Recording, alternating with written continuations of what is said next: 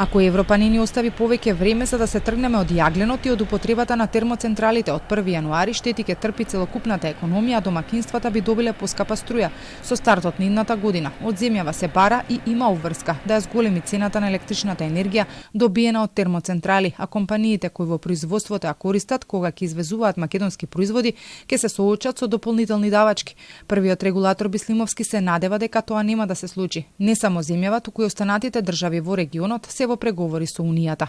Ја верувам дека нема да дојде до таква ситуација, бидејќи навистина и сега не е моментот овие земји, и факт е дека има големи инвестиции во обновливи извори, треба да се даде простор. Македонија е земја која што има резерви на јаглен, кои што се со полош квалитет и тие се намалуваат и ние веќе увезуваме јаглен, но тоа што го имаме наш јаглен, домашен јаглен, треба да ни се даде можност да го користиме.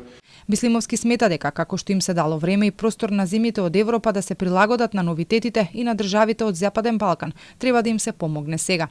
И од Министерството за енергетика уверуваат дека се следат сите информации произлезени од ЕУ, со образложение дека сите се свесни дека со примената на ваквата обврска од 1 јануари може да се донесат економски импликации кај фирмите во регионот, особено кај оние кои се уште инвестираат во енергетска ефикасност и во обновливи извори. Инаку и дел од земјите во Европа не се подготвени целосно да ги затворат електраните на јаглен.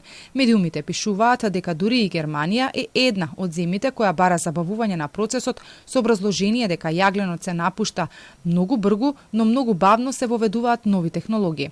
До крајот на годинава треба да се донесе нова цена за потрошената електрична енергија и за преносот и дистрибуцијата. До крајот на месецов МЕПСО, МЕМО и електродистрибуција треба да ги достават през сметките до регулаторна.